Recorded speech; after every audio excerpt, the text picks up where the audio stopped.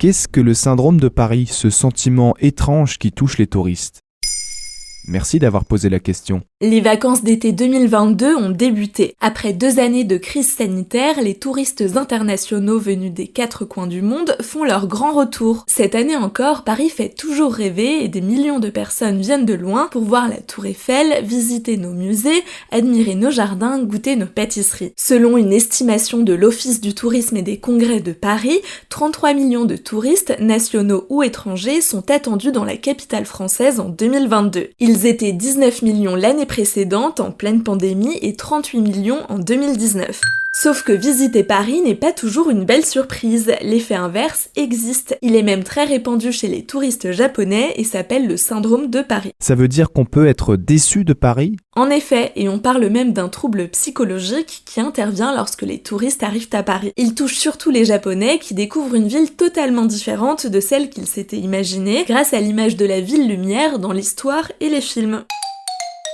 Le vrai Paris n'est pas celui de la fin du 19e siècle à Montmartre, des années folles à Montparnasse ou du film Amélie Poulain. C'est aussi les rues et le métro sale, la peur des pickpockets et les incivilités, une ville de plus de 2 millions d'habitants et non pas le plateau de tournage d'un film. Quand a été inventé ce syndrome ? En 1986, le terme de syndrome de Paris est pour la première fois utilisé afin de décrire l'état d'un touriste japonais à Paris par le professeur Hiroaki Ota, un psychiatre japonais du centre hospitalier Sainte-Anne. Le psychanalyste Éric Thiéberge Nassou explique au site de Géo pourquoi cette période est importante. Les années 80 correspondent à l'essor du tourisme de masse des Japonais en France. À l'époque, il y a une bulle financière au Japon qui conduit de nombreux Japonais à venir à Paris, considéré comme le haut lieu du tourisme et du shopping notamment. Et pour eux, le décalage entre le rêve et la réalité s'est fait sentir.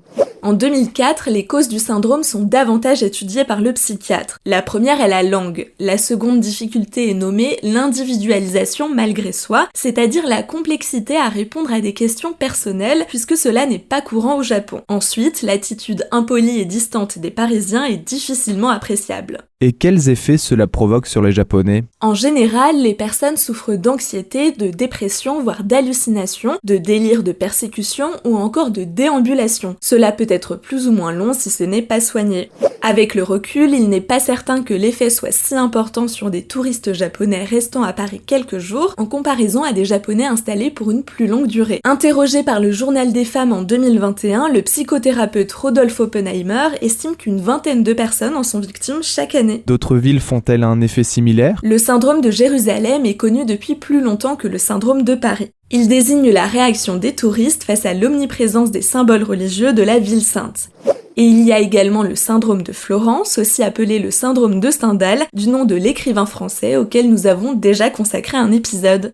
Voilà ce qu'est le syndrome de Paris.